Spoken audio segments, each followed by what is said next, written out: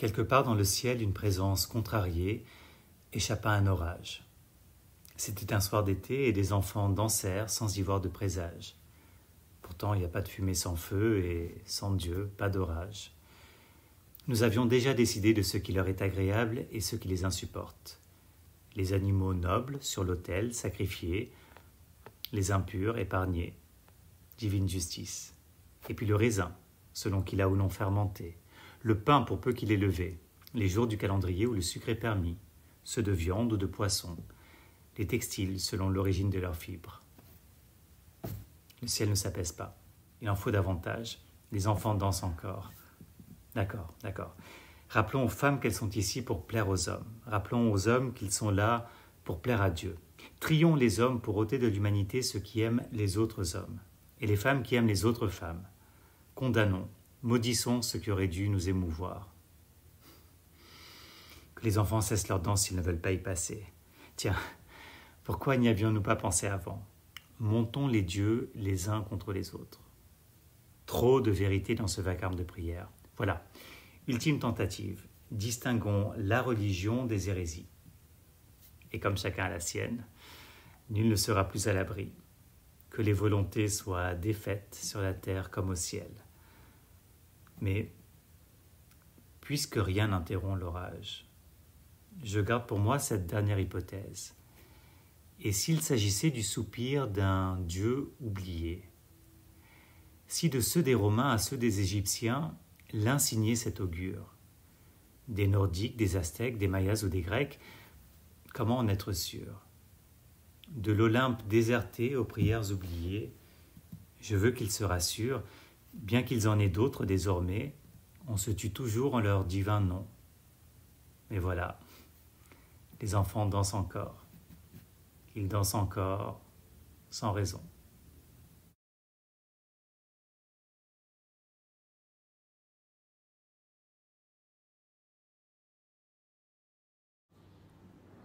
Cher Angelo, tu as dit « les mots m'échappent » et je pense « c'est toi qui échappes aux mots » et tu m'emportes avec toi et j'aime que ton regard m'éloigne pour un temps des mots qui appellent à être lus parce que je lis beaucoup trop. Je lis comme une habitude de dévoration, je lis ce que je vois, je lis tout ce que rencontre mon regard. Même ce qui n'est pas écrit, je le lis. Je lis le monde comme si c'était obligé de lire toujours. Je lis le monde comme s'il s'adressait à moi et réclamait d'être compris. Je lis les yeux tendus vers le monde et vers les visages qui habitent le monde comme ils peuvent. Il y en a tant des visages dans le monde et je les lis beaucoup trop fort. C'est parce que la pénombre, alors ça fait mal aux yeux, aux muscles des yeux, comme si les yeux se prenaient pour des mâchoires. Il vous faut apprendre à regarder sans lire, m'a dit la médecin. C'était une femme. Cessez de confondre le monde et le livre. Exercez-vous aux paysages et à leurs plis qui ne connaissent ni l'alphabet ni la phrase. Le monde est matière à n'y rien comprendre. Il ne faut pas saisir le monde, il faut l'embrasser. Et alors vous verrez beaucoup mieux. Vous verrez que le monde ne vous parle pas, il chante tout seul. Vous verrez que le monde est flou et ouateux, même quand on le croit ferme et découpé. Tout ce que nous désignons comme étant dur ne l'est pas. C'est la courte durée de notre existence qui nous trompe. Rien n'est dur, tout est mou et fluide et volatile. Ce n'est qu'une question de temps. Et voilà une chambre molle qui me porte disparue, qui me met hors d'usage et qui me laisse enfin sans mots. C'est beau, c'est si beau, c'est si beau. Une chambre molle qui attend quelqu'un.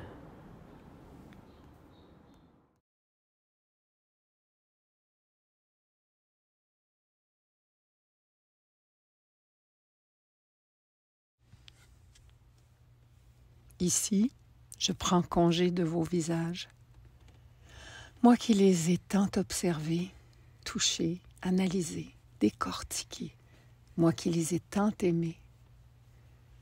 Je tentais de les comprendre avant de les transformer, d'éventuellement les magnifier pour les amener au plus fort de leur éloquence. Je cherchais leur théâtralité. Ce faisant, j'étais si près de vous, disons que j'étais à fleur de spectacle, en même temps qu'à fleur de votre peau. J'étais maquilleur. On dit concepteur. J'étais créateur, maquilleur, adorateur de physionomie, les réels et les rêvés, les vôtres en leur état de canevas et les théâtralisés, projection des pulsions les plus vives. J'étais si près de leur infinie possibilité. Cette clairière me libère un peu de tout ce temps passé près de vous, collé que j'étais à vos énergies complexes, changeantes, inquiètes et souvent volcaniques. Ensemble, nous avons créé l'illusion. Et c'était parfois si vrai. Nous cherchions une vie à proximité de cette vie, une vie remplie de sens, une vie éclairante. Elle était souvent délirante. Ici, je me repose aussi de cette ville que j'ai tant de fois traversée, d'un théâtre à un autre, mon gros sac en bandoulière rempli des pinceaux, pommades, crèmes et poudres. J'étais ce saltimbanque, à la limite de l'itinérance, errant vers d'autres visages, en quête d'une vérité derrière les apparences. J'étais cet Angelo qui marchait la ville, mon sac rempli des couleurs de la terre. Dans cette clairière, je m'arrête, me dépose, et sans vous, m'étendant sous les arbres, je ferme les yeux. Vous êtes encore là.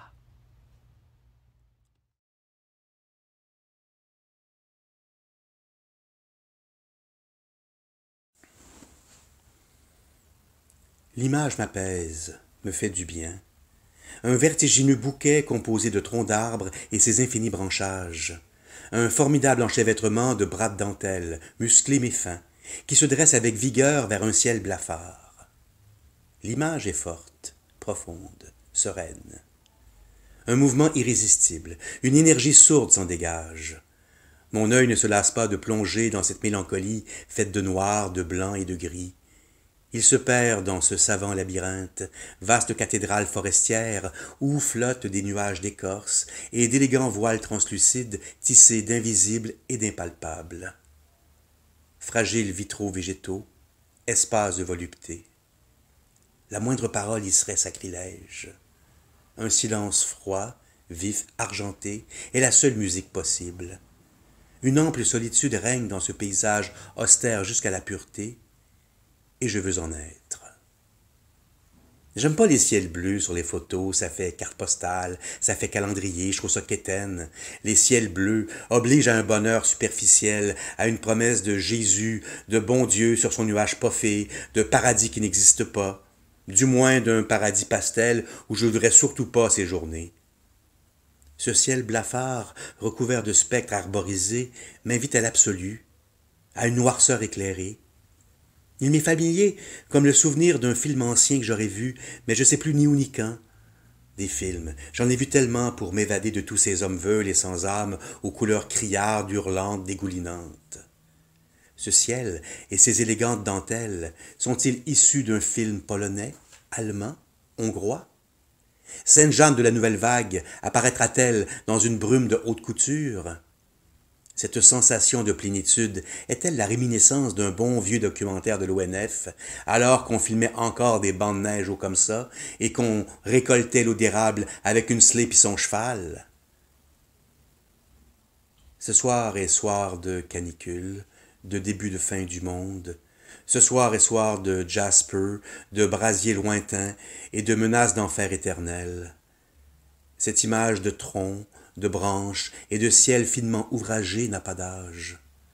Elle appartient autant à une sauvage lande moyenâgeuse qu'à un désert parc montréalais par un soir de Covid. Devant cette image intemporelle, moi non plus j'ai pas d'âge. Ou encore je suis trop vieux et abattu pour rêver de paysages colorés et vibrants qui invitent à l'aventure. Ce soir je veux m'envoler ou chuter, c'est pareil. M'abandonner avec langueur dans ce luxuriant filet qui s'offre à moi. J'y serai oiseau égaré, animal traqué, victime consentante. Les branches me fouetteront et me caresseront tout à la fois. J'agoniserai éternellement dans l'attente du renouveau du jour, d'une joie retrouvée.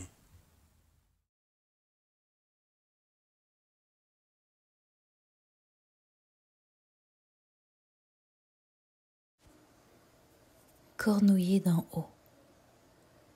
Clic, tch, clic, tch, cloc, cloc, cloche. Vrouf, tch.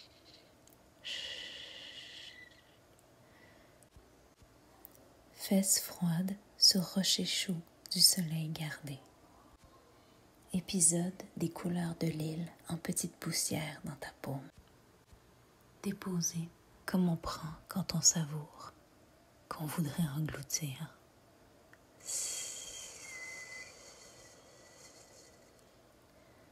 Dans mon cou, la chaleur perdue que j'avale d'avance en brume. Dans ta bouche, jusqu'à la gorge, jusqu'au bout de l'île en haut. Jusqu'au bout, te coucher dans la glaise et inventer une peau de phoque qui vit sur la terre comme au ciel, dans la mer qui commence, ici. Crois-tu qu'ils se mangent les fruits rouges tout le long de la plage?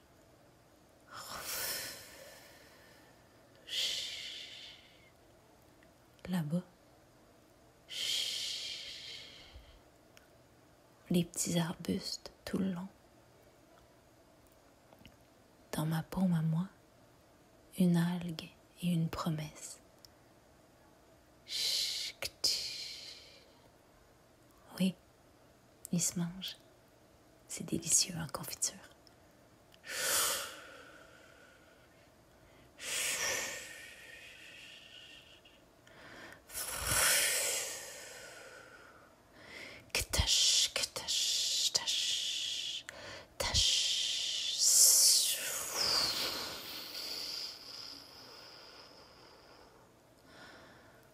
On pourrait en faire demain matin.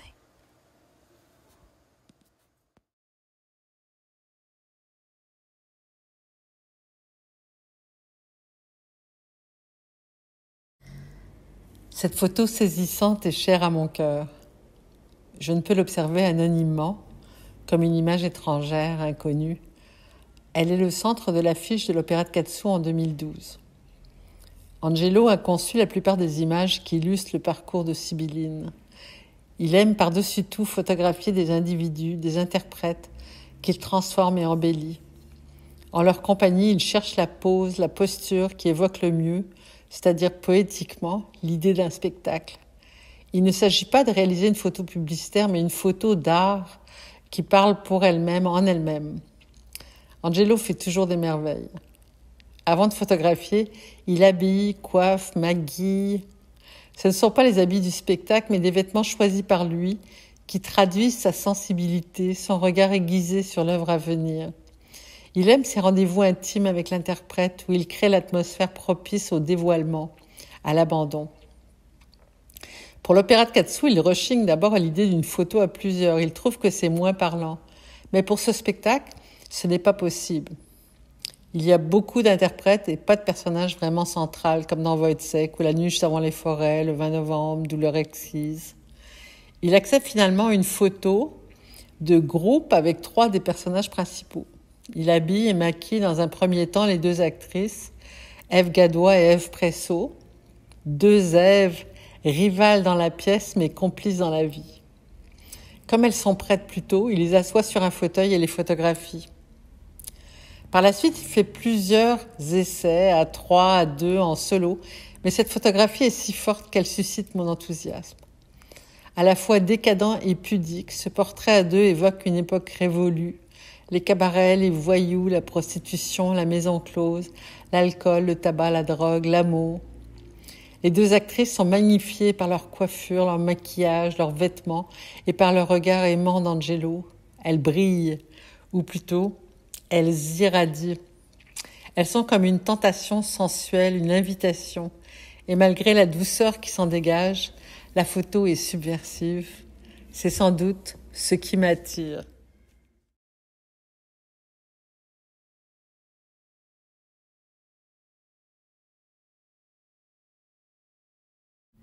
Du haut, tu es là, je suis là, je crois, et toi? Oui, mais comment en être sûr? Si tu tournes la tête derrière, vois-tu la mer? Je vois toujours la mer sans même tourner la tête. Et peux-tu toucher ma main qui se tend vers la tienne? Je sentirai toujours ta main touchant la mienne. Vers où regardes-tu? Vers le fond bleu de tes yeux. Je plonge dans les fonds bleus de tes yeux. Mais tout est blanc autour, blanc et froid. Non, blanc et doux. Page blanche où s'écrit l'histoire des vacances sans fin. Tu entends les cris de joie des enfants et des mouettes? Non, la neige les a recouverts. J'ai du sable dans les yeux. Est-ce que je pleure? Non, c'est la neige. Les larmes de joie se sont cristallisées. Tu les vois? Je les vois dans les fonds bleus de tes yeux. Je te vois toujours sans même tourner la tête vers toi. Nous ne sommes pas morts alors, ou peut-être, mais tu es là, assis, et je suis là, assise, et nos mains se touchent. Ta main, je la sens, pour toujours. Je te vois dans la blancheur des choses pleines de recommencement et d'air salin givré. Je te vois dans les fonds bleus de mes yeux. Je te vois. Toi et moi sommes ensemble à contempler le temps qu'il fera, le temps qui se perd au large de la mer Blanche.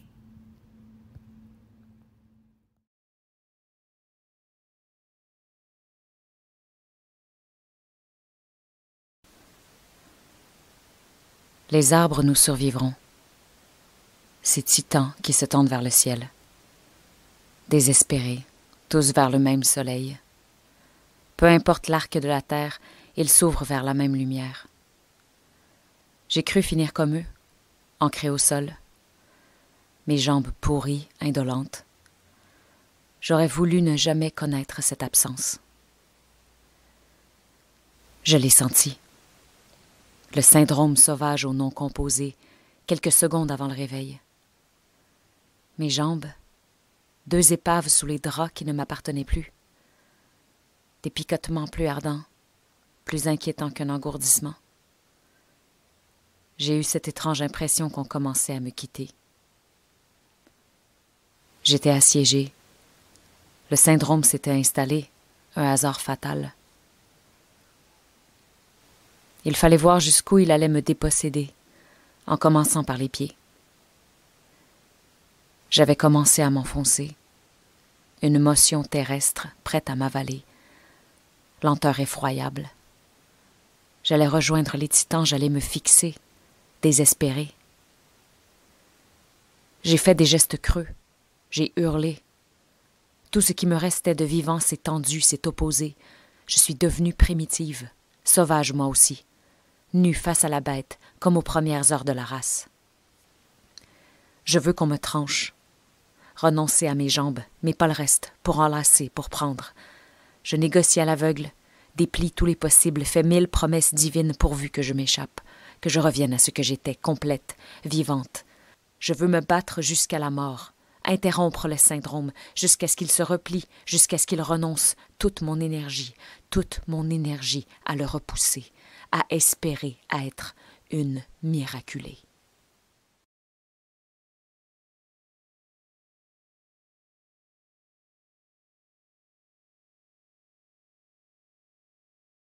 Mon amour, te souviens-tu de nous? C'est dans ton cou que j'ai découvert l'odeur du large et la saveur sucrée des pêches. Depuis une poignée de minutes, tu regardes notre photo, puis tu relis mon message écrit au verso. Tu voudrais étirer le papier, extirper du néant nos horizons retranchés. Tu ne comprends pas où a filé le temps. Hier encore, tu étais un enfant croquant sa pomme, et te voilà soudain transformé en vieillard, des trognons de souvenirs desséchés entre les mains. nous ressentons un immense vertige. Tant de fragments de notre vie t'échappent. Ta mémoire passe au feu et nous assistons ahuris au spectacle effroyable de ces incendies. Nos errances au pays de tes réminiscences gardent un goût de cendre. Mon visage reste vivace dans ta tête évidée, mais par moments, il flambe. Je tremble à l'idée que tu m'oublies. Avec délicatesse, tu touches notre photographie. Tu prends la route de nos corps en espérant qu'elle te mènera vers de nouvelles éclaircies. Avec ton index transformé en chaloupe, tu remontes le bleu de mes veines. Tu approches tes yeux au plus près de nous, de cette blancheur aussi lumineuse qu'une première bordée de neige. Tu cherches à faire débouler dans ton esprit des avalanches de souvenances. Tes doigts glissent sur mes rides comme d'autres sur le braille, en s'efforçant de déchiffrer les histoires anciennes burinées sur ma peau. Tu crains de quitter ce monde en pleine noirceur, les ampoules fracassées dans ton crâne, sans reconnaître qui te tient la main. Tu refuses que le ressac de ta mémoire vacillante nous fauche et me tue. Tu délaisses mon visage argentique pour me contempler dans le réel. Je tends mes bras pour que tu y déposes tes rêves. Tes yeux tendres me confirment que tu sais aujourd'hui qui nous sommes.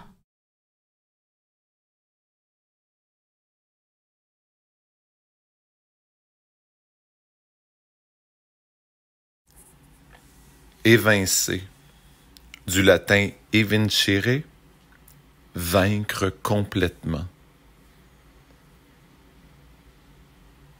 Juillet, au pays des hypothéqués.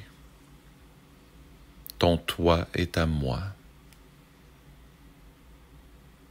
Mon nid, portefeuille, territoire à piller. Devant la loi du plus fort, rien à faire, sauf des boîtes. Partir, partir encore, dire au revoir à la couleur du confort.